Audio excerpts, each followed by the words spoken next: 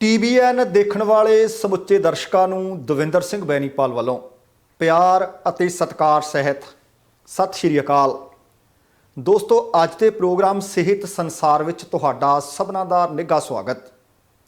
ਅੱਜ ਇੱਕ ਵਾਰ ਫਿਰ ਤੋਂ ਡਾਕਟਰ ਅਰਿਦਮਨ ਸਿੰਘ ਮਾਹਲ ਆਪਣੇ ਪ੍ਰੋਗਰਾਮ ਦਾ ਸ਼ਿੰਗਾਰ ਬਣਨ ਜਾ ਰਹੇ ਨੇ। ਪਿਛਲੇ ਦੋ ਪ੍ਰੋਗਰਾਮਾਂ ਨੂੰ ਤੁਸੀਂ ਭਰਪੂਰ ਹੁੰਗਾਰਾ ਅਤੇ ਹੁਲਾਰਾ ਦਿੱਤਾ, ਤੁਹਾਡਾ ਸਭਨਾਂ ਦਾ ਤਹਿ ਦਿਲੋਂ ਧੰਨਵਾਦ ਹੈ। ਅੱਜ ਫਿਰ ਕੁਝ ਇੱਕ ਘਰੇਲੂ ਨੁਸਖੇ ਦੱਸਾਂਗੇ, ਕੁਝ ਇੱਕ ਉਹ ਬਿਮਾਰੀਆਂ ਜਿਹੜੀਆਂ ਬਹੁਤ ਕਾਮਨ ਨੇ, ਜਿਨ੍ਹਾਂ ਦਾ ਅਸੀਂ ਘਰ ਦੇ ਵਿੱਚ ਕਿਵੇਂ ਇਲਾਜ ਕਰ ਸਕਦੇ ਹਾਂ ਜਾਂ ਉਹਨਾਂ ਤੋਂ ਬਚਿਆ ਕਿਵੇਂ ਜਾ ਸਕਦਾ ਹੈ, ਉਹਨਾਂ ਤੋਂ ਨਿਜਾਤ ਕਿਵੇਂ ਲਈ ਜਾ ਸਕਦੀ ਹੈ। ਸਭ ਤੋਂ ਪਹਿਲਾਂ ਤਾਂ ਤੁਹਾਡਾ ਧੰਨਵਾਦ ਕਰਦਾ ਹਾਂ ਕਿ ਪਿਛਲੇ ਪ੍ਰੋਗਰਾਮ ਨੂੰ ਤੁਸੀਂ ਬੇਹੱਦ ਪਸੰਦ ਕੀਤਾ ਅਤੇ ਆਓ ਅੱਜ ਦੇ ਪ੍ਰੋਗਰਾਮ ਸਿਹਤ ਸੰਸਾਰ ਦੇ ਵਿੱਚ ਸ਼੍ਰੀ ਅੰਮ੍ਰਿਤਸਰ ਸਾਹਿਬ ਤੋਂ ਡਾਕਟਰ ਅਰਿਦਮਨ ਸਿੰਘ ਮਾਹਲ ਹੋਰਾਂ ਨੂੰ ਸ਼ਾਮਲ ਕਰੀਏ। ਡਾਕਟਰ ਸਾਹਿਬ ਜੀਆਂ ਨੂੰ ਸਤਿ ਸ਼੍ਰੀ ਅਕਾਲ ਜੀ। ਸਤਿ ਸ੍ਰੀ ਅਕਾਲ, ਤੁਹਾਡੀ ਮਿਹਰਬਾਨੀ, ਸ਼ੁਕਰੀਆ। ਡਾਕਟਰ ਸਾਹਿਬ, ਬੀਤੇ ਪ੍ਰੋਗਰਾਮਾਂ ਦਾ ਚੰਗਾ ਹੁੰਗਾਰਾ ਮਿਲਿਆ ਅਤੇ ਅੱਜ ਮੈਂ ਚਾਹੁੰਦਾ ਕਿ ਇਹ ਉਮਰ ਨਹੀਂ ਵੇਖਦਾ। ਇਹ ਮੈਨੂੰ ਲੱਗਦਾ ਕਿ ਹਰ ਇੱਕ ਵਿਅਕਤੀ ਨੂੰ ਰੋਗ ਚੁੰਬੜ ਵੀ ਸਕਦਾ ਹੈ ਅਤੇ ਬਹੁਤ ਸਾਰੇ ਦਰਸ਼ਕ ਸਾਡੇ ਕੋਲੋਂ ਸਵਾਲ ਕਰਦੇ ਹੈ ਕਿ ਜਦੋਂ ਵਿਦੇਸ਼ ਦੀ ਯਾਤਰਾ ਕਰਦੇ ਆ, ਖਾਸ ਕਰਕੇ ਅਸੀਂ ਇੰਡੀਆ ਜਾਂਦੇ ਹਾਂ, ਖਾਸ ਕਰਕੇ ਜਿਹੜੇ ਇੱਥੋਂ ਦੇ ਬੱਚੇ ਨੇ ਉਹ ਜਾਂਦੇ ਆ, ਉਹਨਾਂ ਨੂੰ ਇੱਕ ਤਾਂ ਦਸਤ ਲੱਗ ਜਾਂਦੇ ਆ ਜਾਂ ਬਹੁਤ ਸਾਰੇ ਇਹ ਸ਼ਿਕਾਇਤ ਕਰਦੇ ਆ ਕਿ ਉਹਨਾਂ ਨੂੰ ਕਬਜ਼ ਰਹਿੰਦੀ ਹੈ। ਪਹਿਲੀ ਗੱਲ ਤਾਂ ਮੈਨੂੰ ਇਹ ਦੱਸਿਓ ਕਿ ਕਿਹੜਾ ਬੰਦਾ ਸਮਝੇ ਕਿ ਉਹਨੂੰ ਕਬਜ਼ ਹੋਊਗੀ। ਕਈ ਕਹਿੰਦੇ ਨੇ ਨਹੀਂ, ਮੈਨੂੰ ਕਬਜ਼ ਤਾਂ ਹੈ ਨਹੀਂ। ਇਹ ਦੋ ਬੇਸਿਕਲੀ ਹੈ ਤਾਂ ਪਰਸਪਰ ਵਿਰੋਧੀ, ਪਰ ਦੋਵੇਂ ਬਿਮਾਰੀਆਂ ਦਾ ਆਮ ਲੋਕ ਸਾਹਮਣਾ ਕਰਦੇ ਨੇ। ਕਬਜ਼ ਤੋਂ ਸ਼ੁਰੂਆਤ ਕਰੀਏ, ਕਿਵੇਂ ਸਮਝੀਏ ਕਿ ਕਿਸੇ ਵਿਅਕਤੀ ਨੂੰ ਪਹਿਲਾਂ ਕਬਜ਼ ਹੈ ਜਾਂ ਨਹੀਂ ਜੀ? ਕਬਜ਼ ਦੀ ਗੱਲ ਸ਼ੁਰੂ ਕਰਨ ਤੋਂ ਪਹਿਲਾਂ ਮੈਂ ਇਹ ਦੱਸਣਾ ਚਾਹਾਂਗਾ ਕਿ ਇਹ ਸਾਡੀ ਐਲੀਮੈਂਟਰੀ ਕਨਾਲ ਹੈ, ਜਿਹੜੀ ਮੂੰਹ ਤੋਂ ਲੈ ਕੇ ਲਾਸਟ ਐਨਸ ਤੱਕ, ਇਹ ਸਾਰੇ ਦੀਆਂ ਸਾਰੀਆਂ 30-35 ਫੁੱਟ ਲੰਬੀਆਂ ਕੈਨਾਲ ਹੈ, ਚੈਨਲ ਹੈ, ਜਿਹਦੇ ਵਿੱਚੋਂ ਦੀ ਅਸੀਂ ਜੋ ਖਾਣੇ ਪੀਣੇ ਆ ਹਜ਼ਮ ਹੋ ਕੇ ਤੇ ਜਿਹੜਾ ਵਾਧੂ ਡਿਸਪੋਜ਼ਲ ਇਵੈਕੂਏਟ ਹੋਣਾ ਹੁੰਦਾ ਉਹ ਨਿਕਲ ਜਾਂਦਾ, ਜਿਹਨੂੰ ਅਸੀਂ ਸਟੂਲ ਕਹਿੰਦੇ ਹਾਂ। ਇਹ ਬਹੁਤ ਹੀ ਅਹਿਮ ਹੈ। ਸਾਡੇ ਜ਼ਿੰਦਗੀ ਦਾ ਧੁਰਾ, ਸਾਡੇ ਲਾਈਫ ਸਪੈਨ ਦਾ ਧੁਰਾ, ਸਾਡੀ ਸਿਹਤ ਦਾ ਧੁਰਾ, ਇਹ ਸਾਡਾ ਡਾਈਜੈਸਟਿਵ ਸਿਸਟਮ ਹੈ। ਇਸ ਵੇਲੇ ਮੁਸ਼ਕਲ ਇਹ ਆ ਰਹੀ ਆ ਕਿ ਜਿਹਨੂੰ ਅਸੀਂ ਭੋਜਨ ਕਿਹਾ ਹੈ, ਖਾਣਾ ਪੀਣਾ ਤੇ ਸੁੰਘਣਾ, ਉਹਦੇ ਵਿੱਚ ਖਾਣ ਤੇ ਪੀਣ ਦੇ ਵਿੱਚ ਬੜੀਆਂ ਮੁਸ਼ਕਲਾਂ ਆ ਰਹੀਆਂ ਨੇ ਕਈ ਜਗ੍ਹਾ ਤੇ। ਸੁੰਘਣਾ, ਤੁਹਾਡੇ ਕੋਲ ਤਾਂ ਹਵਾ ਬੜੀ ਅੱਛੀ ਆ, ਸਾਡੇ ਕੋਲ ਤਾਂ ਇੱਥੇ ਸੁੰਘਣ ਲੱਗਿਆ ਹਵਾ ਜਿਹੜੀ ਆਕਸੀਜਨ ਵੀ, ਉਹ ਵੀ ਸਾਨੂੰ ਕਿਸ਼ਤਾਂ 'ਚ ਮਿਲਦੀ ਹੈ, ਚੰਗੀ ਹਵਾ ਨਹੀਂ ਮਿਲਦੀ। ਸੋ ਜਦੋਂ ਕਬਜ਼ ਦੀ ਗੱਲ ਕਰਦੇ ਹਾਂ ਤੇ ਕਬਜ਼ ਨੂੰ ਦੋ ਭਾਗਾਂ ਦੇ ਵਿੱਚ ਆਪਾਂ ਵੰਡ ਲੈਂਦੇ ਹਾਂ, ਕਿਉਂਕਿ ਸਰੋਤੇ ਜਾਂ ਦਰਸ਼ਕ ਦੋ ਭਾਗਾਂ ਦੇ ਵਿੱਚ ਵੰਡ ਲੈਂਦੇ ਆ।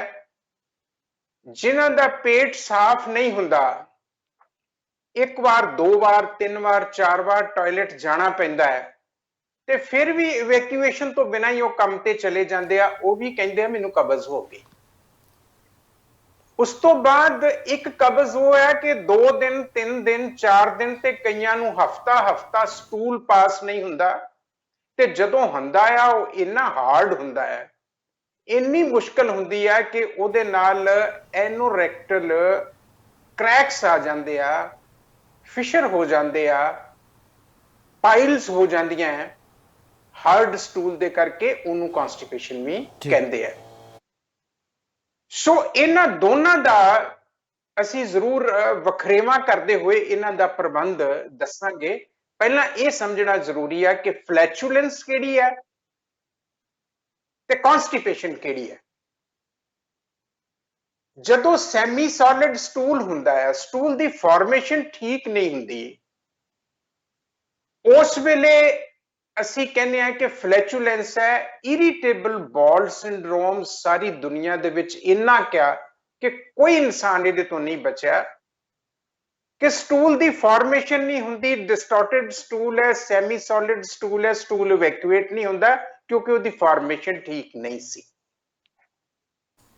ਸੋ ਜਦੋਂ ਇਸ ਤਰੀਕੇ ਦੇ ਨਾਲ ਪਰਸਿਸਟ ਕਰਦਾ, ਲੰਬੇ ਸਮੇਂ ਤੱਕ ਰਹਿੰਦਾ ਹੈ, ਤੇ ਇਹਨੂੰ ਅਸੀਂ ਕਹਿ ਦਿੰਦੇ ਆ ਆਟੋ ਇੰਟੌਕਸੀਕੇਸ਼ਨ, ਕਿਉਂਕਿ ਇਵੈਕੂਏਟ ਬਹੁਤ ਸਾਰੇ ਘਾਤਕ ਕੈਮੀਕਲਸ ਔਰ ਗੈਸਿਸ ਨੇ ਬਾਹਰ ਜਾਣਾ ਹੁੰਦਾ ਆ, ਉਹ ਸਰੀਰ 'ਚ ਨਹੀਂ ਰੱਖਣੇ ਹੁੰਦੇ। ਲੇਕਿਨ ਜਦੋਂ ਉਹ ਜ਼ਿਆਦਾ ਸਮਾਂ ਅੰਦਰ ਰਹਿ ਜਾਂਦੇ ਆ ਤੇ ਉਹ ਕੈਮੀਕਲ ਤੇ ਗੈਸਿਸ ਸਾਡੀ ਬਲੱਡ ਸਟਰੀਮ 'ਚ ਜਾ ਕੇ ਵਾਈਟਲਸ ਦੇ ਕੋਲ ਪਹੁੰਚ ਜਾਂਦੇ ਆ ਤੇ ਨੁਕਸਾਨ ਕਰਦੇ ਆ। ਉਹਨੂੰ ਅਸੀਂ ਆਟੋ ਇੰਟੌਕਸੀਕੇਸ਼ਨ ਕਹਿੰਦੇ ਆ। ਆਪਣਾ ਸਰੀਰ ਆਪਣੇ ਆਪ ਨੂੰ ਗੰਦਲਾ ਕਰ ਰਿਹਾ ਹੈ ਕਿਉਂਕਿ ਟਾਈਮ ਤੇ ਇਵੈਕੂਏਟ ਨਹੀਂ ਹੋਇਆ, ਨਾ ਗੈਸਿਸ ਹੋਏ ਨਾ ਕੈਮੀਕਲਸ ਹੋਏ ਜਿਹੜੇ ਕਿ ਫੋਕਟ ਸਟੂਲ ਦੇ ਨਾਲ ਬਾਹਰ ਜਾਣੇ ਸੀ। ਇਹਦੇ ਵਿੱਚ ਸਟੂਲ ਦੀ ਫਾਰਮੇਸ਼ਨ ਕਿਸ ਤਰ੍ਹਾਂ ਠੀਕ ਹੋਵੇ, ਉਹਦੇ 'ਚ ਸਾਨੂੰ ਖਾਣ ਪੀਣ ਦੀਆਂ ਆਦਤਾਂ 'ਚ ਤੇ ਸੁਧਾਰ ਲਿਆਉਣਾ ਹੀ ਪਏਗਾ, ਜਿਹਦੇ ਪ੍ਰਤੀ ਅਸੀਂ ਬੜੀਆਂ ਲੰਬੀਆਂ ਟਾਕਸ ਕਰਦੇ ਰਹੇ ਹਾਂ, ਸਮਝਾਉਂਦੇ ਵੀ ਰਹੇ ਹਾਂ ਕਿ ਸਾਨੂੰ ਖਾਣ ਦੀ ਜਾਂਚ ਨਹੀਂ, ਆਪਣੇ ਆਪ ਤੇ ਬਲੇਮ ਲੈ ਕੇ ਤਾਂ ਸਮਝਾਉਂਦੇ ਆ ਕਿ ਖਾਣ ਦੀ ਜਾਂਚ ਸਿੱਖੀਏ ਜੀ। ਦੂਸਰੀ ਗੱਲ ਇਹ ਆ ਕਿ ਸਾਡੇ ਖਾਣੇ ਦੇ ਵਿੱਚ ਅੱਜ ਦੀ ਡੇਟ ਦੇ ਵਿੱਚ ਫਾਈਬਰ ਜਿਹੜਾ ਆ ਬੜਾ ਇੰਪੋਰਟੈਂਟ ਆ। ਜੇ ਅਸੀਂ ਮਾਡਰਨ ਸਾਇੰਟਿਸਟ ਦੀ ਗੱਲ ਕਰੀਏ, ਨਿਊਟ੍ਰੀਸ਼ਨਲ ਸਾਇੰਟਿਸਟ ਦੀ ਗੱਲ ਕਰੀਏ, ਤੇ ਉਹ 6 ਚੀਜ਼ਾਂ ਗਣਾਉਂਦੇ ਆ ਕਿ ਤੁਹਾਡੇ ਭੋਜਨ ਦੇ ਵਿੱਚ ਸੰਤੁਲਿਤ ਭੋਜਨ ਦੀ ਜਦੋਂ ਗੱਲ ਕਰਦੇ ਆ ਕਿ ਕਾਰਬੋਹਾਈਡਰੇਟਸ ਹੋਣੇ ਚਾਹੀਦੇ ਆ, ਫੈਟਸ ਹੋਣੇ ਚਾਹੀਦੇ ਨੇ, ਤੁਹਾਡੇ ਕੋਲ ਪ੍ਰੋਟੀਨਸ ਹੋਣੀਆਂ ਚਾਹੀਦੀਆਂ, ਮਿਨਰਲ ਹੋਣੇ ਚਾਹੀਦੇ ਆ, ਵਿਟਾਮਿਨਸ ਹੋਣੇ ਚਾਹੀਦੇ ਆ, ਪਾਣੀ ਹੋਣਾ ਚਾਹੀਦਾ ਹੈ ਤੇ ਲਾਸਟ ਤੇ ਫਾਈਬਰ ਹੋਣਾ ਚਾਹੀਦਾ ਹੈ। ਸਾਡੇ ਭੋਜਨ ਦੇ ਵਿੱਚੋਂ ਫਾਈਬਰ ਘਟ ਗਿਆ ਹੈ ਜਾਂ ਮਾਈਨਸ ਹੋ ਗਿਆ, ਇਹ ਬੜਾ ਵੱਡਾ ਮਸਲਾ ਹੋ ਗਿਆ। ਹੁਣ ਅਸੀਂ ਕੁਝ ਨਹੀਂ ਕਰਨਾ, ਇੰਨੀ ਕੁ ਜਾਂਚ ਸਿਖਾਉਣੀ ਆ ਕਿ ਕੋਸ਼ਿਸ਼ ਕਰੋ ਜਿੱਥੇ ਵੀ ਕਿਤੇ ਤੁਹਾਡਾ ਭੋਜਨ ਹੈ, ਚਾਹੇ ਉਹ ਫਲਾਂ 'ਚ ਹੈ, ਚਾਹੇ ਉਹ ਸੈਲਡਸ 'ਚ ਹੈ, ਚਾਹੇ ਉਹ ਤੁਹਾਡੀ ਰੋਟੀ 'ਚ ਹੈ, ਚਾਹੇ ਤੁਹਾਡਾ ਦਾਲਾਂ 'ਚ ਹੈ, ਜਿੱਥੇ ਕਿਤੇ ਵੀ ਛਿਲਕਾ ਪੋਸੀਬਲ ਹੋ ਸਕਦਾ ਉਹਨੂੰ ਕੱਢੋ ਨਾ, ਉਹ ਬਹੁਤ ਅਹਿਮ ਚੀਜ਼ ਹੈ। ਨੰਬਰ 2, ਜੇ ਸਾਡੀ ਮਜਬੂਰੀ ਹੈ ਕਿ ਸਾਨੂੰ ਬ੍ਰੈਡ ਖਾਣੀ ਪੈਂਦੀ ਹੈ, ਸਾਨੂੰ ਮੈਦਾ ਖਾਣਾ ਪੈਂਦਾ ਹੈ, ਸਾਨੂੰ ਚੌਲ ਖਾਣੇ ਪੈਂਦੇ ਆ ਜਿੱਥੇ ਫਾਈਬਰ ਘੱਟ ਹੈ, ਤੇ ਫਿਰ ਸਾਨੂੰ ਐਕਸਟਰਾ ਫਾਈਬਰ ਲੈ ਲੈਣਾ ਚਾਹੀਦਾ ਹੈ, ਜਿਹਨੂੰ ਅਸੀਂ ਇਸਬਗੋਲ ਦਾ ਛਿਲਕਾ, ਇਸਬਗੋਲ ਦਾ ਸੱਤ ਜਾਂ ਇਸਬਗੋਲ ਦਾ ਹਸਕ ਕਹਿ ਦਿੰਦੇ ਆ, ਸੀਲੀਅਮ ਹਸਕ ਜੀ। ਉਹ ਕੁਦਰਤ ਨੇ ਬਹੁਤ ਹੀ ਬਿਹਤਰੀਨ ਚੀਜ਼ ਬਣਾਈ ਹੋਈ ਹੈ, ਲੈਗਜ਼ੇਟਿਵ ਫਾਈਬਰ ਹੈ। ਇੱਕ ਫਾਈਬਰ ਆ, ਇੱਕ ਲੈਗਜ਼ੇਟਿਵ ਫਾਈਬਰ ਆ ਕਿ ਉਹ ਸਾਰੇ ਸਟੂਲ ਦੀ ਬਾਈਂਡਿੰਗ ਠੀਕ ਕਰਦਾ ਆ, ਪਲੱਸ ਸਾਡਾ ਜਿਹੜੀ ਕੈਨਾਲ ਹੈ ਉਹਦੇ ਨਾਲ ਚਿਪਕਿਆ ਹੋਇਆ ਸਟੂਲ ਹੈ ਜਿਹੜਾ, ਉਹਨੂੰ ਵੀ ਨਾਲ ਲਪੇਟ ਕੇ ਬਾਹਰ ਲੈ ਜਾਂਦਾ, ਉਹਦੀ ਬਾਈਂਡਿੰਗ ਠੀਕ ਕਰਦਾ ਹੈ ਤੇ ਇਵੈਕੂਏਟ ਕਰਨ ਦੇ ਵਿੱਚ ਸਹਾਈ ਹੁੰਦਾ ਹੈ ਇਸਬਗੋਲ ਦਾ ਹਸਕ ਜੀ। ਸੋ ਜਿਨ੍ਹਾਂ ਦੀ ਫਲੈਚੂਲੈਂਸ ਦੀ ਪ੍ਰੋਬਲਮ ਹੈ ਉਹਨਾਂ ਨੂੰ ਇਸਬਗੋਲ ਦਾ ਹਸਕ ਰਾਤੀ ਸੌਣ ਲੱਗਿਆ ਲਾਸਟ ਇਨਟੇਕ ਹੈ ਜਿਹੜੀ, ਅੱਧਾ ਗਲਾਸ ਤਾਜ਼ਾ ਪਾਣੀ ਲਓ ਔਰ ਵੱਡਾ ਸਾਰਾ ਚਮਚ ਜਿਹੜਾ ਕੜਛੀ ਤੋਂ ਜ਼ਰਾ ਛੋਟਾ ਹੋਵੇ ਉਹਨੂੰ ਟੀਸੀ ਤੱਕ ਭਰ ਕੇ ਉਹਦੇ ਵਿੱਚ ਹਿਲਾ ਕੇ ਸਟਿਰ ਕਰਕੇ ਫੁੱਲਣ ਤੋਂ ਪਹਿਲਾਂ ਚੱਟ ਦੇਣੀ ਅੰਦਰ ਸੁੱਟ ਲਓ, ਤੁਹਾਡੇ ਪੇਟ 'ਚ ਜਾ ਕੇ ਫੁੱਲੇਗਾ ਔਰ ਅਗਲੇ ਦਿਨ ਸਵੇਰੇ ਤੁਸੀਂ ਦੇਖੋਗੇ ਕਿ ਸਟੂਲ ਦੀ ਫਾਰਮੇਸ਼ਨ ਠੀਕ ਹੋ ਗਈ ਹੈ, ਸਟੂਲ ਇਵੈਕੂਏਟ ਪ੍ਰੋਪਰਲੀ ਹੋ ਰਿਹਾ ਹੈ। ਜਦੋਂ ਫਾਰਮੇਸ਼ਨ ਠੀਕ ਹੋਏਗੀ, ਬਾਈਂਡਿੰਗ ਠੀਕ ਹੋਏਗੀ ਤੇ ਇਵੈਕੂਏਟ ਵੀ ਠੀਕ ਹੋਏਗਾ, ਉਹਦੇ ਨਾਲ ਆਟੋ ਇੰਟੌਕਸੀਕੇਸ਼ਨ ਵੀ ਨਹੀਂ ਹੋਏਗੀ ਤੇ ਸਾਡੀ ਇਮਿਊਨਿਟੀ ਤੇ ਰੈਜ਼ਿਸਟੈਂਸ 'ਚ ਵਾਧਾ ਹੋਏਗਾ। ਇਹ ਗੱਲ ਹੈਗੀ ਫਲੈਚੂਲੈਂਸ ਦੀ, ਜਿੱਥੇ ਸੈਮੀ ਸੋਲਿਡ ਔਰ ਨਾ ਬਣਿਆ ਹੋਇਆ ਸਟੂਲ ਇਵੈਕੂਏਟ ਨਹੀਂ ਹੋਇਆ, ਉਹ ਫਲੈਚੂਲੈਂਸ ਦਾ ਨਾਮ ਦਿੰਦੇ ਹੋਏ ਅਸੀਂ ਉਹਦੀ ਗੱਲ ਕੀਤੀ ਜੀ। ਇਸ ਤੋਂ ਅਗਲੀ ਗੱਲ ਹੈ ਜਿਹੜੀ, ਉਹ ਹੈ ਕਿ ਕਬਜ਼ ਦੀ, ਜਿਹਨੂੰ ਅਸੀਂ ਹਾਰਡ ਸਟੂਲ ਕਿਹਾ ਜੀ। ਬਹੁਤ ਹਾਰਡ ਸਟੂਲ, ਬਹੁਤ ਸਾਰੇ ਸਾਡੇ ਭਾਈਚਾਰੇ ਦੇ ਵਿੱਚ ਸਾਡੇ ਭਰਾ ਨੇ ਜਿਹੜੇ ਉਹ ਡਰਾਈਵਿੰਗ ਕਰਦੇ ਆ, ਕਈ ਵਾਰੀ ਲੰਬੀ ਡਰਾਈਵਿੰਗ ਕਰਨੀ ਪੈਂਦੀ ਆ, ਮਜਬੂਰੀ ਆ, ਸਟੂਲ ਪਾਸ ਕਿਸੇ ਸਪੈਸੀਫਿਕ ਡੈਸਟੀਨੇਸ਼ਨ ਤੇ ਜਾ ਕੇ ਕਰਨਾ ਪਏਗਾ, ਚਾਹੇ ਹਾਜਤ ਹੋਰ ਵੀ ਚਾਹੇ ਫੀਲ ਕਰਦੇ ਹੋ ਜੀ। ਉਹਨਾਂ ਹਾਲਾਤਾਂ ਦੇ ਵਿੱਚ ਸਟੂਲ ਹਾਰਡ ਹੋ ਜਾਂਦਾ ਆ। ਹਾਰਡ ਹੋਣ ਕਰਕੇ ਜਦੋਂ ਇਵੈਕੂਏਟ ਕਰਦੇ ਆ, ਸਟੂਲ ਪਾਸ ਕਰਦੇ ਆ, ਤੇ ਉਹ ਕ੍ਰੈਕਸ ਵੀ ਦੇ ਦਿੰਦਾ ਆ, ਪਾਈਲਸ ਵੀ ਹੋ ਜਾਂਦੀਆਂ, ਉਹਦੇ ਨਾਲ ਫਿਸ਼ਰ ਵੀ ਹੋ ਜਾਂਦੇ, ਲੰਬੇ ਕ੍ਰੈਕਸ ਹੁੰਦੇ ਆ ਔਰ ਕਈ ਵਾਰੀ ਖੂਨ ਵਾਲੇ ਦਾਣੇ ਹੋ ਜਾਂਦੇ, ਜਿਹਨੂੰ ਅਸੀਂ ਪਾਈਲਸ ਕਹਿ ਦਿੰਦੇ ਆ। ਇਹ ਖੂਨੀ ਨੇ, ਇਹ ਸੁੱਕੀਆਂ ਨੇ, ਇਹ ਗਿੱਲੀਆਂ ਨੇ, ਉਹ ਵੀ ਬਿਮਾਰੀ ਆ ਜਾਂਦੀ ਹੈ ਜੀ। ਇਹਨਾਂ ਹਾਲਾਤਾਂ ਦੇ ਵਿੱਚ ਵੀ ਫਾਈਬਰ ਬਹੁਤ ਜ਼ਰੂਰੀ ਹੈ, ਜਿਹਦੀ ਅਸੀਂ ਪਹਿਲਾਂ ਗੱਲ ਕੀਤੀ। ਇਹਨਾਂ ਹਾਲਾਤਾਂ ਦੇ ਵਿੱਚ ਵੀ ਰਾਤ ਨੂੰ ਸੌਣ ਲੱਗਿਆਂ ਇਸਬਗੋਲ ਦਾ ਹਸਕ ਲਓ ਜੀ।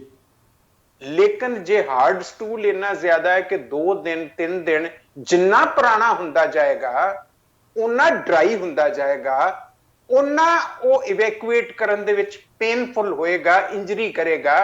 ਉਹਨਾਂ ਹਾਲਾਤਾਂ ਦੇ ਵਿੱਚ ਕੇਸਟਰ ਆਇਲ, ਅਰਿੰਡ ਦਾ ਤੇਲ ਹਰ ਨੈਚੁਰਲ ਸਟੋਰਸ ਤੋਂ ਮਿਲ ਜਾਂਦਾ, ਹਰ ਇੰਡੀਅਨ ਪਾਕਿਸਤਾਨੀ ਸਟੋਰ ਤੋਂ ਮਿਲ ਜਾਂਦਾ ਹੈ ਜੀ। ਰਾਤ ਨੂੰ ਸੌਣ ਲੱਗਿਆਂ ਦੁੱਧ ਦੇ ਵਿੱਚ ਕੋਸਾ ਜਿਹਾ ਦੁੱਧ ਹੋਵੇ ਪੀਣ ਵਾਲਾ ਗਰਮ, ਉਹਦੇ ਵਿੱਚ 1 ਚਮਚ ਤੋਂ ਲੈ ਕੇ 3 ਚਮਚ ਤੱਕ। ਅੱਛਾ ਜੀ। 80 ਸਾਲ ਦਾ ਬਜ਼ੁਰਗ ਹੈ, ਡਰਾਈਨੈਸ ਜ਼ਿਆਦਾ ਆ, ਉਹ 3 ਚਮਚ ਵੀ ਲੈ ਸਕਦਾ ਹੈ। ਛੋਟਾ ਬੱਚਾ ਆ 3 ਮਹੀਨੇ ਦਾ, ਉਹਨੂੰ ਟੀਸਪੂਨ ਫੁੱਲ, ਹਾਫ ਟੀਸਪੂਨ ਫੁੱਲ ਦੇ ਦਿਓ, 1 ਟੀਸਪੂਨ ਫੁੱਲ ਦੇ ਦਿਓ।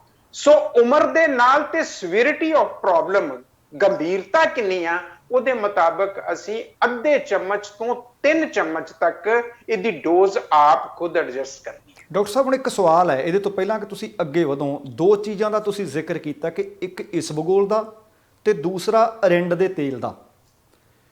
ਜਿੱਥੇ ਤੁਸੀਂ ਇਹਦੇ ਫਾਇਦੇ ਦੱਸ ਰਹੇ ਹੋ, ਇੱਥੇ ਆਪਾਂ ਇਹ ਗੱਲ ਸਾਫ਼ ਕਰਦੇ ਜਾਈਏ ਕਿ ਦੋਵੇਂ ਚੀਜ਼ਾਂ ਲੈਣ ਦੇ ਨਾਲ ਕਿੰਨੀ ਕੁ ਦੇਰ ਬਾਅਦ ਨਤੀਜੇ ਮਿਲਣਗੇ, ਤੇ ਦੂਸਰੀ ਗੱਲ ਕੀ ਕੋਈ ਇਹਦੇ ਨੁਕਸਾਨ ਵੀ ਹੈ ਜੀ? ਇਹਦਾ ਕੋਈ ਨੁਕਸਾਨ ਨਹੀਂ, ਨਤੀਜਾ ਅਗਲੇ ਦਿਨ ਸਵੇਰੇ ਮਿਲ ਜਾਂਦਾ ਜੀ। ਨੁਕਸਾਨ ਇਹਨਾਂ ਚੀਜ਼ਾਂ ਦਾ ਕੋਈ ਨਹੀਂ, ਕੁਦਰਤ ਦੀ ਬਣਾਈ ਹੋਈ ਚੀਜ਼ ਦਾ ਕੋਈ ਨੁਕਸਾਨ ਨਹੀਂ, but access of everything is bad. ਦਰੁਸਤ। ਤੁਸੀਂ ਰੋਟੀ ਵੀ ਜ਼ਿਆਦਾ ਖਾ ਲੋਗੇ ਤੇ ਉਹ ਤੁਹਾਡੇ ਵਾਸਤੇ ਜ਼ਹਿਰ ਹੈ। ਪਾਣੀ ਅੰਮ੍ਰਿਤ ਹੈ, ਅਗਰ ਉਹ ਵੀ ਜ਼ਿਆਦਾ ਪੀ ਲੋਗੇ ਤੇ ਕਈ ਤਰ੍ਹਾਂ ਦੇ ਵਿਕਾਰ ਪੈਦਾ ਕਰਦਾ ਹੈ ਜੀ। ਸੋ ਸੀਮਾਵਾਂ ਦੇ ਵਿੱਚ ਜਦੋਂ ਅਸੀਂ ਕੋਈ ਵੀ ਚੀਜ਼ ਲੈਨੇ ਆ ਤੇ ਉਹਦਾ ਨੁਕਸਾਨ ਨਹੀਂ ਹੁੰਦਾ, ਸੀਮਾਵਾਂ ਪਾਰ ਕਰਦੇ ਆ ਤੇ ਨੁਕਸਾਨ ਸ਼ੁਰੂ ਹੋ ਜਾਂਦੇ। ਸੋ ਕਬਜ਼ ਦੇ ਲਈ, ਹਾਰਡ ਸਟੂਲ ਦੇ ਲਈ ਵੀ ਫਾਈਬਰ ਜ਼ਰੂਰੀ ਹੈ। ਕੋਸ਼ਿਸ਼ ਇਹ ਕਰੋ ਕਿ ਆਦਤ ਬਣਾ ਲਈਏ, ਜਦੋਂ ਅਸੀਂ ਇਰੀਟੇਬਲ ਬਾਲ ਸਿੰਡਰੋਮ ਦੀ ਗੱਲ ਕਰਦੇ ਹਾਂ, IBS ਹੈ, ਉਹਦੇ ਵਿੱਚ ਅਸੀਂ ਆਪਣੀ ਸ਼ੈਲੀ ਬਦਲ ਲਈਏ, ਖਾਣ ਪੀਣ ਦੇ ਢੰਗ ਤਰੀਕੇ ਬਦਲ ਲਈਏ ਕਿ ਅਸੀਂ ਓਨੀ ਦੇਰ ਤੱਕ ਰੋਟੀ ਨਹੀਂ ਖਾਣੀ, ਕਿਉਂਕਿ ਰੋਟੀ ਸਾਡਾ ਮੇਨ ਖਾਣਾ ਪੰਜਾਬੀਆਂ ਦਾ। ਪੇਟ ਨਾ ਪਈਆਂ ਰੋਟੀਆਂ ਤੇ ਸਭੇ ਗੱਲਾਂ ਖੋਟੀਆਂ। ਸੋ ਰੋਟੀ ਖਾਣ ਤੋਂ ਪਹਿਲਾਂ ਜੇ ਅਸੀਂ ਰੱਜ ਕੇ ਸਲਾਦ ਖਾਣਾ ਸਿੱਖ ਲਈਏ, ਔਰ ਰੋਟੀ ਖਾਣ ਤੋਂ ਬਾਅਦ ਕੋਈ ਵੀ 5 ਕਿਸਮ ਦੇ ਫਲ ਜਿਹੜੇ ਨੇ, ਭਾਵੇਂ ਐਨੇ ਨਹੀਂ ਹੋਣ, ਅਗਰ ਅਸੀਂ ਖਾ ਲਈਏ। ਬਹੁਤ ਸਾਰੇ ਇਹੋ ਜਿਹੇ ਲੋਕ ਨੇ ਜਿਹੜੇ ਫਲ ਅਫੋਰਡ ਹੀ ਨਹੀਂ ਕਰਦੇ, ਸੈਲਡ ਲੈ ਸਕਦੇ ਆ, ਮੌਕੇ ਦੀਆਂ ਸਬਜ਼ੀਆਂ ਲੈ ਸਕਦੇ, ਜਿਹੜੀ ਵੀ ਚੀਜ਼ ਸਸਤੀ ਮਿਲਦੀ ਉਹ ਲੈ ਲਓ। ਲੇਕਿਨ ਖਾਣੇ ਤੋਂ ਪਹਿਲਾਂ ਸੈਲਡਸ ਤੇ ਖਾਣੇ ਤੋਂ ਬਾਅਦ ਫਰੂਟ ਲੈਣਾ ਜਿਹੜਾ ਆ ਉਹ ਬਹੁਤ ਜ਼ਰੂਰੀ ਹੈ। ਇਹ ਪ੍ਰੋਬਲਮ ਇਰੀਟੇਬਲ ਬਾਲ ਸਿੰਡਰੋਮ ਦੀ ਪ੍ਰੋਬਲਮ ਆਉਂਦੀ ਨਹੀਂ, ਤੇ ਜਿੱਥੇ ਬਿਲਕੁਲ ਹੀ ਫਾਈਬਰ ਘਟ ਗਿਆ, ਚਾਹੇ ਉਹ ਫਲੈਚੂਲੈਂਸ ਹੈ, ਚਾਹੇ ਉਹ ਕਨਸਟੀਪੇਸ਼ਨ ਹੈ, ਉਹਦੇ ਸਟੂਲ ਦੀ ਬਾਈਂਡਿੰਗ ਠੀਕ ਹੋ ਜਾਏਗੀ, ਉਹ ਇਸਬਗੋਲ ਦਾ ਹਸਕ ਲੈ ਲੈਣ, ਸਟੂਲ ਦੀ ਫਾਰਮੇਸ਼ਨ ਠੀਕ ਹੋ ਜਾਏਗੀ। ਸੋ ਇਹ ਜਿਹੜਾ ਹਾਰਡ ਸਟੂਲ ਹੈ, ਇਹਦੇ ਲਈ ਤਾਂ ਤੁਸੀਂ 2 3 4 ਦਿਨ, ਹਫਤਾ ਵੀ ਲੈ ਸਕਦੇ ਹੋ। ਜਦੋਂ ਸੈਟਿੰਗ ਹੋ ਗਈ ਉਸ ਵੇਲੇ ਉਹਦੀ ਡੋਜ਼ ਜਿਹੜੀ ਆ, ਉਹਦਾ ਰਿਗਰੈਸ਼ਨ, ਉਹਨੂੰ ਘਟਾਉਣਾ ਸ਼ੁਰੂ ਕਰ ਦਿਓ। ਅੱਛਾ ਜੀ। ਕਿਸੇ ਵੇਲੇ 1 ਚਮਚ ਨੇ ਤੁਹਾਡਾ ਮਸਲਾ ਹੱਲ ਨਹੀਂ ਕੀਤਾ, 2 ਚਮਚ ਲੈ ਲਓ, ਅਗਲੇ ਦਿਨ 3 ਚਮਚ ਲੈ ਲਓ, ਜਿੱਥੇ ਸੈੱਟ ਹੋ ਜਾਏ। This is trial and error, ਉੱਥੇ ਸੈੱਟ ਕਰ ਲਓ, ਉਹ ਤੁਹਾਡੀ ਡੋਜ਼ ਬਣ ਗਈ। ਜਦੋਂ ਮੁਸ਼ਕਲ ਆਏਗੀ ਉਦੋਂ ਲੈ ਲੈਣੀ ਆ। ਕੋਸ਼ਿਸ਼ ਇਹ ਕਰੀਏ ਕਿ ਕਬਜ਼ ਹੋਏ ਹੀ ਨਾ। ਉਹ ਕਿੱਦਾਂ ਕਿ ਤੁਸੀਂ ਸੈਲਡਸ ਤੇ ਫਰੂਟਸ ਨਹੀਂ ਛੱਡਣੇ, ਉਹ ਕੁਦਰਤ ਦਾ ਬਣਾਇਆ ਹੋਇਆ ਫਾਈਬਰ ਆ। ਅਸੀਂ ਸੇਬ ਦਾ ਜੂਸ ਕੱਢ ਕੇ, ਜਿਹੜੀ ਕੰਮ ਦੀ ਚੀਜ਼ ਹੈ ਫਾਈਬਰ, ਅਸੀਂ ਸੁੱਟ ਦਿੰਦੇ। ਪੰਜਾਬ ਦੇ ਵਿੱਚ ਤੇ ਮੈਂ ਦੇਖਿਆ ਕਿ ਜੂਸ ਵਾਲੀਆਂ ਰੇਹੜੀਆਂ ਦੇ ਉੱਤੇ ਏਡੇ ਏਡੇ ਵੱਡੇ ਡਰਮ ਲਾਏ ਹੁੰਦੇ ਆ, ਬਸ ਉਹ ਕੰਮ ਦੀ ਚੀਜ਼ ਸਾਰੀ ਸੁੱਟੀ ਹੁੰਦੀ ਆ, ਮਸ਼ੀਨ ਵਿੱਚੋਂ ਕੱਢ ਕੇ ਪਾਣੀ ਸਾਨੂੰ ਪਿਆਈ ਜਾਂਦੇ। ਉਹ ਫਾਇਦੇਮੰਦ ਹੈ, ਗਲਤ ਨਹੀਂ ਹੈ, ਲੇਕਿਨ ਫਾਈਬਰ ਦਾ ਬਹੁਤ ਵੱਡਾ ਰੋਲ ਆ, ਉਹ ਸਾਡੀ ਖੁਰਾਕ ਦੇ ਵਿੱਚੋਂ ਘਟ ਗਿਆ ਆ। ਉਹ ਵੇਸਟ ਨਾ ਕਰੀਏ। ਸਾਨੂੰ ਹੋਲ ਫਰੂਟ, ਕੋਈ ਬਜ਼ੁਰਗ ਹੈ ਦੰਦ ਨਹੀਂ ਕੰਮ ਕਰਦੇ, ਉਹ ਤਾਂ ਫਰੂਟ ਜੂਸ ਲੈ ਲੇ। ਬੱਚਾ ਆ, ਉਹ ਚਬਾ ਨਹੀਂ ਸਕਦਾ, ਦੰਦ ਅਜੇ ਉੱਗੇ ਨਹੀਂ, ਉਹ ਤਾਂ ਜੂਸ ਲੈ ਲੇ। ਲੇਕਿਨ ਚੰਗੇ ਭਲੇ ਲੋਕ ਵੀ ਜਦੋਂ ਜੂਸ ਦੇ ਮਗਰ ਪੈਂਦੇ ਆ, ਪੂਰਾ ਫਲ ਖਾਣਾ ਚਾਹੀਦਾ। ਉਹ ਫਲ ਦੇ ਵਿੱਚ ਬਹੁਤ ਇੰਪੋਰਟੈਂਟ ਫਾਈਬਰ ਹੈ, ਜਿਹੜਾ ਕਿ ਸਾਡੇ 6 ਨਿਊਟ੍ਰੀਐਂਟਸ ਦੇ ਵਿੱਚ ਸ਼ਾਮਲ ਹੈ। ਅਗਰ ਉਹ ਆਦਤ ਪਾ ਲਈਏ ਤੇ ਸਾਨੂੰ ਕਬਜ਼ ਦੀ ਔਰ ਫਲੈਚੂਲੈਂਸ ਦੀ ਪ੍ਰੋਬਲਮ ਕਦੇ ਨਹੀਂ ਆ ਸਕਦੀ। ਅੱਛਾ ਡਾਕਟਰ ਸਾਹਿਬ, ਹੁਣ ਇੱਕ ਸਵਾਲ ਹੋਰ, ਕਿ ਜਦੋਂ ਭਾਵੇਂ ਇਸਬਗੋਲ ਦੀ ਗੱਲ ਕੀਤੀ ਹੈ, ਭਾਵੇਂ ਅਰਿੰਡ ਦੇ ਤੇਲ ਦੀ ਤੁਸੀਂ ਗੱਲ ਕੀਤੀ ਹੈ, ਮੰਨ ਲਓ ਕਿਸੇ ਨੂੰ ਕਬਜ਼ ਸੀ, ਉਹਨੇ 1 ਦਿਨ 2 ਦਿਨ 4 ਦਿਨ ਲਈ ਤੇ ਲਗਭਗ ਠੀਕ ਹੋ ਗਿਆ, ਕਿ ਫਿਰ ਵਰਤੋਂ ਬੰਦ ਕਰ ਦੇਣੀ ਚਾਹੀਦੀ ਹੈ ਜਾਂ ਵਰਤੋਂ ਇਹਦੀ ਘਟਾ ਕੇ ਥੋੜੀ ਥੋੜੀ ਕਰਦੇ ਰਹਿਣਾ ਚਾਹੀਦਾ ਹੈ? ਯੈਸ, ਇੱਥੇ ਇੱਕ ਪ੍ਰਿੰਸੀਪਲ ਲਾਗੂ ਹੁੰਦਾ ਹੈ ਜੀ। Progression and regression. ਹੌਲੀ ਹੌਲੀ ਚੀਜ਼ ਨੂੰ ਵਧਾ ਲਓ, ਜਿੱਥੇ ਸੈੱਟ ਹੋ ਗਿਆ ਹੌਲੀ ਹੌਲੀ ਘਟਾ ਲਓ। ਜੀ। ਜਦੋਂ ਕਿਉਂਕਿ ਮੇਨ ਅਸੀਂ ਫਾਈਬਰ ਦੇ ਹਵਾਲੇ ਕਰਤਾ, ਕੈਸਟਰ ਆਇਲ ਅਸੀਂ ਹਮੇਸ਼ਾ ਨਹੀਂ ਲੈਣਾ ਜੀ। ਇਸ ਬਗੋਲ ਦਾ ਛਿਲਕਾ ਜ਼ਰੂਰਤ ਪੈਣ ਤੇ ਲੈਣਾ। ਜਿਹੜਾ ਫਰੂਟਸ ਐਂਡ ਸੈਲਡਸ ਤੋਂ ਸਾਨੂੰ ਜਾਂ ਰੋਟੀਆਂ ਦੇ ਵਿੱਚੋਂ ਸੂੜੇ ਵਾਲੀ ਰੋਟੀ ਖਾਈਏ, ਦਾਲਾਂ ਸਾਬਤ ਖਾਈਏ, ਬਹੁਤ ਸਾਰੇ ਫਰੂਟ ਜਿਹੜੇ ਛਿਲਕੇ ਸਮੇਤ ਖਾਦੇ ਜਾ ਸਕਦੇ ਆ ਖਾਈਏ, ਤੇ ਸਾਨੂੰ ਇਹ ਪ੍ਰੋਬਲਮ ਆਏਗੀ ਨਹੀਂ। ਲੇਕਿਨ ਕੁਛ ਜਿਹੜੇ ਖਾਸ ਕਿਸਮ ਦੀਆਂ ਦਵਾਈਆਂ ਜਾਂ ਜਿਨ੍ਹਾਂ ਦੀ ਇਹ ਪ੍ਰੋਬਲਮ ਆ ਕਿ ਉਹਨਾਂ ਦਾ ਸਾਰਾ ਟਰੈਕਟ ਜਿਹੜਾ ਉਹ ਬਹੁਤ ਡਰਾਈ ਹੈ, ਉੱਥੇ ਸਾਨੂੰ ਇਹ ਲੰਬੇ ਸਮੇਂ ਵਾਸਤੇ ਲੈਣਾ ਪੈ ਸਕਦਾ ਹੈ, ਤੇ ਇਹਦਾ ਹਰਜ਼ ਵੀ ਕੋਈ ਨਹੀਂ। ਜੀ। ਅੱਛਾ, ਕਬਜ਼ ਦੇ ਨਾਲ ਨਾਲ ਜਿਸ ਤਰ੍ਹਾਂ ਤੁਸੀਂ ਦੱਸਿਆ ਕਿ ਇਹਦਾ ਸੁਖਾਲਾ ਹੱਲ ਹੈ ਕਿ ਆਪਣੀਆਂ ਖਾਣ ਪੀਣ ਦੀਆਂ ਆਦਤਾਂ ਬਦਲੋ। ਫਾਈਬਰ ਸਾਡੇ ਖਾਣੇ ਦੇ ਵਿੱਚ ਹੋਣਾ ਜ਼ਰੂਰੀ ਹੈ, ਫਲ ਤੇ ਸੈਲਡ ਦਾ ਹੋਣਾ, ਸਲਾਦ ਦਾ ਹੋਣਾ ਬੜਾ ਲਾਜ਼ਮੀ ਹੈ। ਹਾਂ, ਜੇ ਸਮੱਸਿਆ ਦੇ ਵਿੱਚ ਘਿਰ ਗਏ ਤਾਂ ਤੁਸੀਂ ਇਸਬਗੋਲ ਦਾ ਛਿਲਕਾ ਤੇ ਅਰਿੰਡ ਦਾ ਤੇਲ ਵਰਤੋ, ਪਰ ਇਹ ਨਹੀਂ ਕਿ ਇਹੀ ਵਰਤਦੇ ਰਹਿਣਾ ਤੇ ਫਾਈਬਰ ਆਪਣੇ ਖਾਣੇ ਵਿੱਚ ਸ਼ਾਮਲ ਨਹੀਂ ਕਰਨਾ। ਦਰਅਸਲ ਤਾਂ ਖਾਣ ਪੀਣ ਦੀ ਆਦਤ ਬਦਲਣ ਦੇ ਨਾਲ ਹੀ ਗੁਜ਼ਾਰਾ ਹੋਣਾ। ਤੇ ਇਹਦਾ ਇੱਕ ਹੋਰ ਵੀ ਹੈ ਜੀ ਮਸਲਾ। ਹੁਣ ਇਹ ਤਾਂ ਆਪਾਂ ਉਹਨਾਂ ਲੋਕਾਂ ਦੀ ਗੱਲ ਕਰ ਰਹੇ ਹਾਂ ਜਿਨ੍ਹਾਂ ਨੂੰ ਕਬਜ਼ ਰਹਿੰਦੀ ਹੈ ਜਾਂ ਕਿਸੇ ਕਾਰਨ ਕਰਕੇ ਹੋ ਜਾਂਦੀ ਹੈ, ਫਿਰ ਠੀਕ ਵੀ ਹੋ ਜਾਂਦੀ ਹੈ। ਪਰ ਮੈਂ ਅਕਸਰ ਇਸ ਗੱਲ ਦੇ ਬਾਬਤ ਲੋਕਾਂ ਨੂੰ ਬੜਾ ਸੁਣਿਆ ਕਿ ਜੇ ਅਸੀਂ ਬਾਹਰੋਂ ਗਏ ਸੀ, ਗਿਆ ਨੂੰ ਦਸਤ ਲੱਗ ਗਏ, ਕਈ ਬਾਹਰੋਂ ਵੀ ਨਹੀਂ ਗਏ, ਪੰਜਾਬ 'ਚ ਹੀ ਰਹਿੰਦੇ ਹੋਣਗੇ, ਉਹਨਾਂ ਨੂੰ ਅਕਸਰ ਦਸਤ ਲੱਗਦੇ ਰਹਿੰਦੇ ਹੈ। ਇਹ ਕਿੰਨੀ ਕੁ ਭਿਆਨਕ ਬਿਮਾਰੀ ਹੈ ਤੇ ਕਿੰਨਾ ਕੁ ਗੰਭੀਰਤਾ ਨਾਲ ਲੈਣਾ ਚਾਹੀਦਾ ਜੀ ਇਹਨੂੰ? ਯੈਸ, ਬਹੁਤ ਵਾਰੀ ਇਨਫੈਕਸ਼ਨ ਹੋ ਜਾਂਦੀ ਹੈ। ਗੈਸਟ੍ਰੋਇੰਟੇਸਟਾਈਨਲ ਇਨਫੈਕਸ਼ਨ ਆਮ ਆ, ਕਿਉਂਕਿ ਹਰ ਖਾਣ ਪੀਣ ਵਾਲੀ ਚੀਜ਼ ਇੰਡੀਆ ਦੀ ਜੇ ਗੱਲ ਕਰੀਏ ਤੇ ਸਾਰੀ ਓਪਨ ਚ ਸੁੱਟੀ ਹੁੰਦੀ ਹੈ। ਬਹੁਤ ਸਾਰੀਆਂ ਸਾਡੀਆਂ ਜਿਹੜੀਆਂ ਕੁਕਿੰਗ ਕਿੰਗਡਮ ਹੈ, ਜਿਹੜੀ ਰਸੋਈ, ਉਹਦੇ ਚ ਬਹੁਤ ਉੱਚੇ ਦਰਜੇ ਦੀ ਹਾਈਜੀਨਿਕ ਕੰਡੀਸ਼ਨਸ ਚਾਹੀਦੀਆਂ ਹੁੰਦੀਆਂ, ਕਈ ਵਾਰੀ ਨਹੀਂ ਹੁੰਦੀਆਂ। ਸੋ ਪਹਿਲਾਂ ਤੇ ਇਹ ਆ ਕਿ ਖਾਸ ਕਰਕੇ ਜਿਹੜਾ ਅੱਜ ਕੱਲ ਰੁੱਤ ਹੈ, ਜਿਵੇਂ ਜੂਨ, ਜੁਲਾਈ, ਅਗਸਤ, ਇਹਨਾਂ ਦਿਨਾਂ ਦੇ ਵਿੱਚ ਗੈਸਟ੍ਰੋਇੰਟੇਸਟਾਈਨਲ ਇਨਫੈਕਸ਼ਨ ਜਿਹੜੀ ਕਿ ਬੈਕਟੀਰੀਅਲ ਹੋ ਸਕਦੀ ਆ, ਵਾਇਰਲ ਹੋ ਸਕਦੀ ਆ, ਉਹਦੇ ਚਾਂਸਸ ਬਹੁਤ ਹੁੰਦੇ ਆ ਜੀ।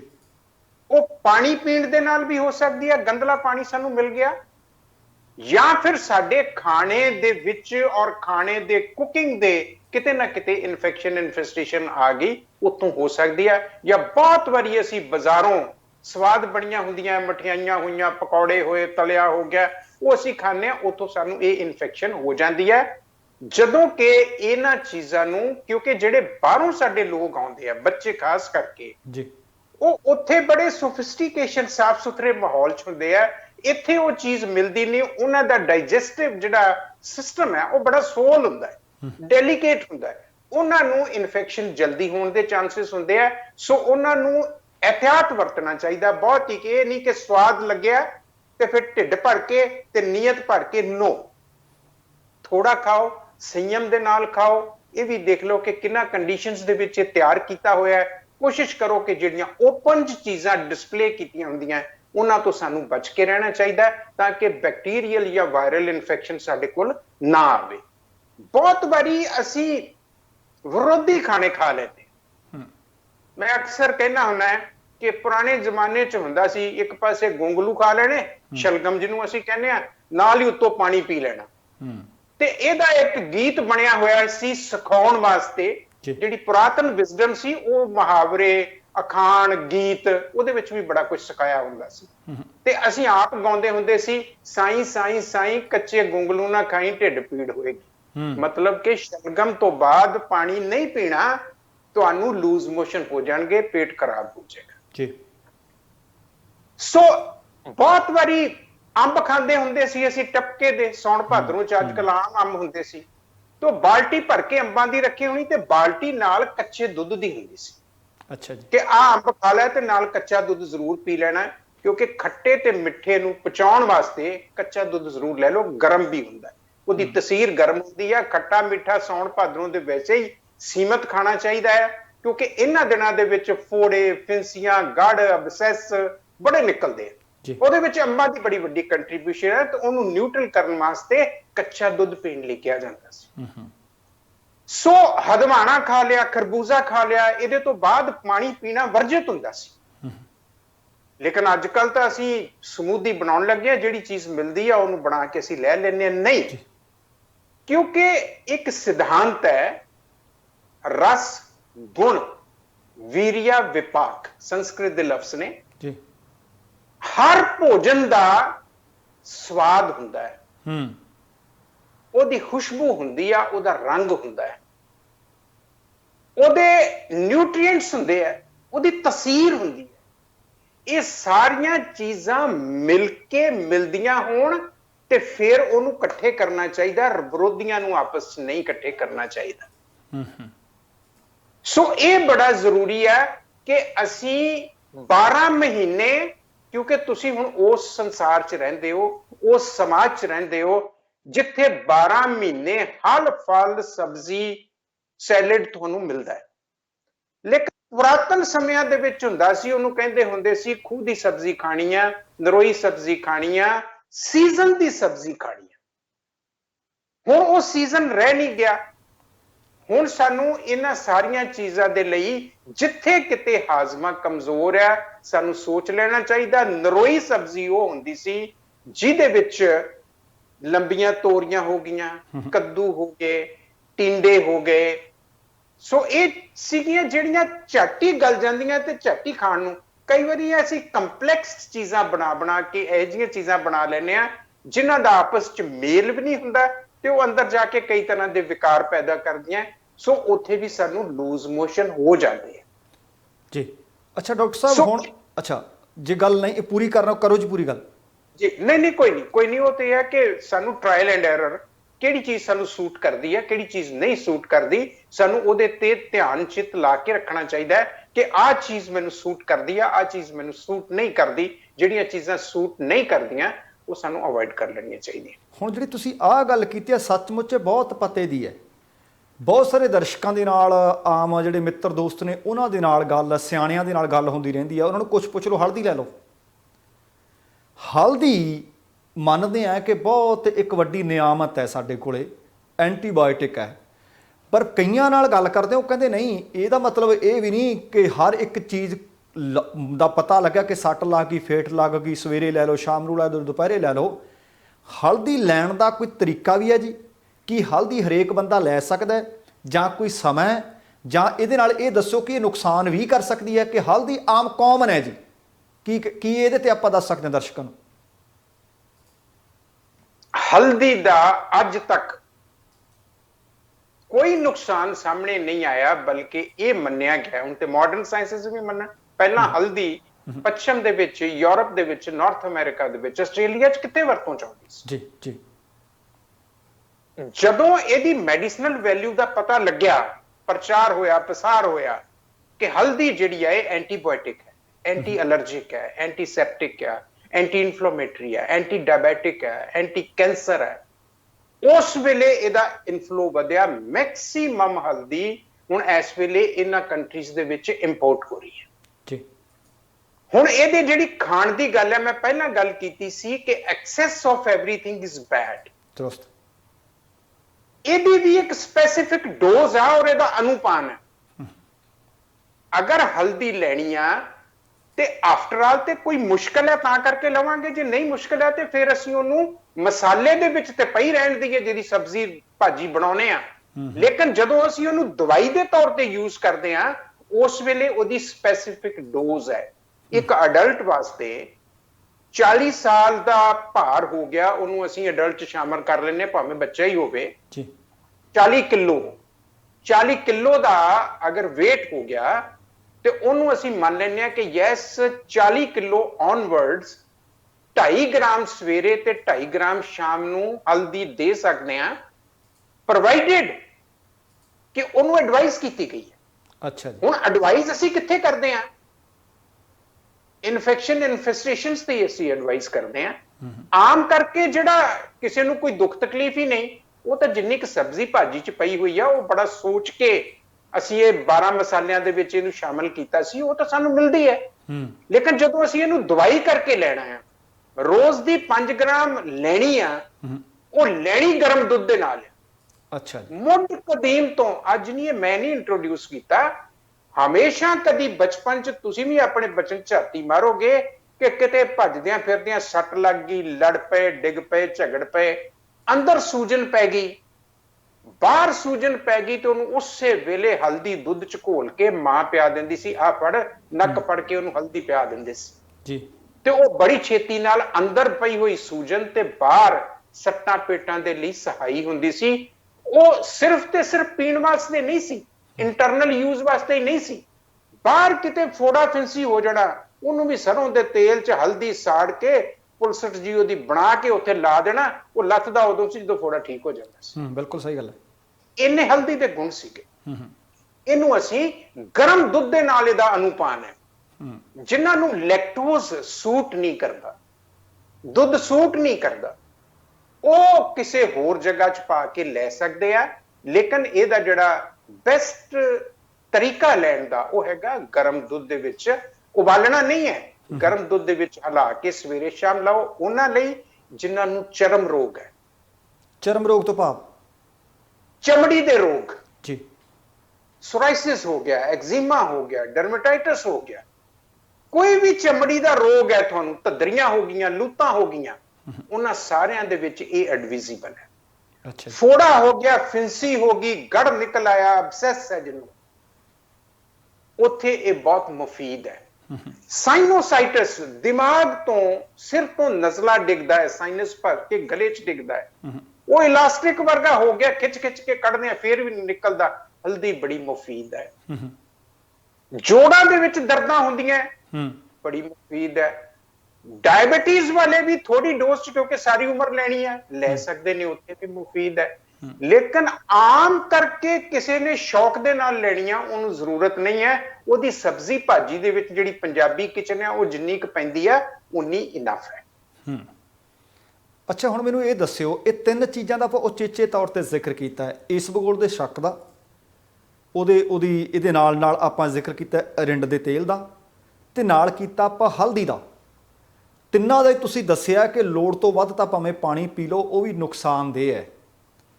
ਪਰ ਇਹਦੇ ਨਾਲ ਜੇ ਆਪਾਂ ਸੰਖੇਪ ਦੇ ਵਿੱਚ ਇਹਦੀ ਗੱਲ ਕਰਨੀ ਹੋਵੇ, ਆ ਤਾਂ ਆਪਾਂ ਦੱਸਿਆ ਕਿ ਦਸਤ ਤੋਂ, ਕਬਜ਼ ਤੋਂ, ਸੱਟਾਂ ਤੋਂ, ਫੋੜਿਆਂ ਤੋਂ, ਫਿੰਸੀ ਤੋਂ, ਚਮੜੀ ਦੇ ਰੋਗਾਂ ਤੋਂ, ਸੋਰਾਇਸਿਸ ਤੋਂ ਇਹ ਕਾਮਯਾਬ ਹੈ।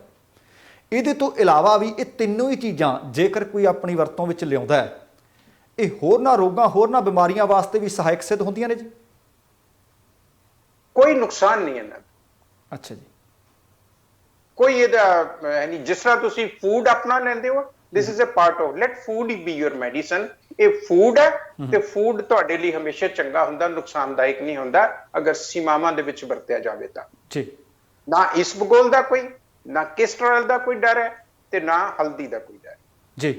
ਸੋ ਡਾਕਟਰ ਸਾਹਿਬ, ਅੱਜ ਦੀ ਇਸ ਪੁਖਤਾ ਜਾਣਕਾਰੀ ਵਾਸਤੇ ਤੁਹਾਡਾ ਤਹਿ ਦਿਲੋਂ ਧੰਨਵਾਦ। ਅਗਲੇ ਪ੍ਰੋਗਰਾਮ ਦੇ ਵਿੱਚ ਹੋਰਨਾਂ ਬਿਮਾਰੀਆਂ ਬਾਰੇ ਤੇ ਘਰੇਲੂ ਨੁਸਖਿਆਂ ਦੇ ਬਾਬਤ ਆਪਾਂ ਜਾਣਕਾਰੀ ਦਰਸ਼ਕਾਂ ਦੇ ਨਾਲ ਸਾਂਝੀ ਕਰਾਂਗੇ। ਧੰਨਵਾਦ, ਸਤਿ ਸ਼੍ਰੀ ਅਕਾਲ ਜੀ। ਸਤਿ ਸ਼੍ਰੀ ਅਕਾਲ ਜੀ। ਦੋਸਤੋ, ਇਹ ਸਨ ਡਾਕਟਰ ਅਰੀਦਮਨ ਮਾਹਲ। ਅਸੀਂ ਡਿਸਕ੍ਰਿਪਸ਼ਨ ਦੇ ਵਿੱਚ ਵੀ ਇਹਨਾਂ ਦੇ ਨੰਬਰ ਪਾ ਦੇਣੇ ਆ, ਤਾਂ ਕਿ ਜੇਕਰ ਤੁਸੀਂ ਡਾਕਟਰ ਸਾਹਿਬ ਦੇ ਨਾਲ ਕੋਈ ਸੰਪਰਕ ਕਰਨਾ ਚਾਹੁੰਦੇ ਹੋਵੋ, ਕਿਸੇ ਬਿਮਾਰੀ ਦੇ ਮੁਤਲਕ ਕੋਈ ਜਾਣਕਾਰੀ ਲੈਣੀ ਚਾਹੁੰਦੇ ਹੋਵੋ, ਤਾਂ ਕਿਰਪਾ ਕਰਕੇ ਤੁਸੀਂ ਉਸ ਨੰਬਰ ਤੇ ਇਹਨਾਂ ਨਾਲ ਸੰਪਰਕ ਕਰ ਲੈਣਾ। ਸੋ ਉਮੀਦ ਕਰ ਰਹੇ ਹਾਂ ਕਿ ਤੁਹਾਨੂੰ ਪਿਛਲੇ ਪ੍ਰੋਗਰਾਮਾਂ ਦੀ ਤਰ੍ਹਾਂ ਸਿਹਤ ਸੰਸਾਰ ਦੀ ਅੱਜ ਦੀ ਇਹ ਕੜੀ ਵੀ ਚੰਗੀ ਲੱਗੀ ਹੋਏਗੀ। ਜੇ ਪ੍ਰੋਗਰਾਮ ਚੰਗਾ ਲੱਗਿਆ ਫਿਰ ਲਾਈਕ ਵੀ ਕਰ ਦਿਓ ਤੇ ਸ਼ੇਅਰ ਵੀ ਜ਼ਰੂਰ ਕਰ ਦੇਣਾ।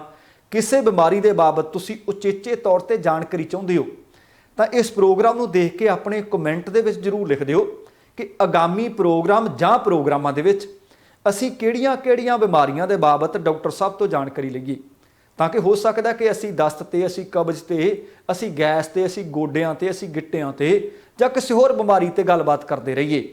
ਪਰ ਤੁਹਾਨੂੰ ਲੱਗਦਾ ਹੋਵੇ ਕਿ ਆਹ ਬਿਮਾਰੀ ਦੇ ਮੈਨੂੰ ਪਤਾ ਨਹੀਂ ਲੱਗ ਰਿਹਾ, ਸੋ ਕਿਰਪਾ ਕਰਕੇ ਕਮੈਂਟ ਬਾਕਸ ਦੇ ਵਿੱਚ ਜ਼ਰੂਰ ਲਿਖ ਦਿਓ ਕਿ ਅਗਲੀ ਕਿਸ਼ਤ ਦੇ ਵਿੱਚ ਅਸੀਂ ਕਿਹੜੀ ਬਿਮਾਰੀ ਜਾਂ ਕਿਹੜੀਆਂ ਬਿਮਾਰੀਆਂ ਦੇ ਬਾਬਤ ਤੁਹਾਡੇ ਨਾਲ ਜਾਣਕਾਰੀ ਸਾਂਝੀ ਕਰੀਏ। ਸਮਾਂ ਸਮਾਪਤ ਹੈ। ਜਾਣ ਤੋਂ ਪਹਿਲਾਂ ਕਹਾਂਗਾ, ਜ਼ਿੰਦਗੀ ਜਿੰਦਾ ਦਲੀ ਦਾ ਨਾਮ ਹੈ। ਦਵਿੰਦਰ ਸਿੰਘ ਬੈਨੀਪਾਲ ਨੂੰ ਆਗਿਆ ਦਿਓ। ਸਤਿ ਸ਼੍ਰੀ ਅਕਾਲ ਤੇ ਰੱਬ ਰਾਖਾ।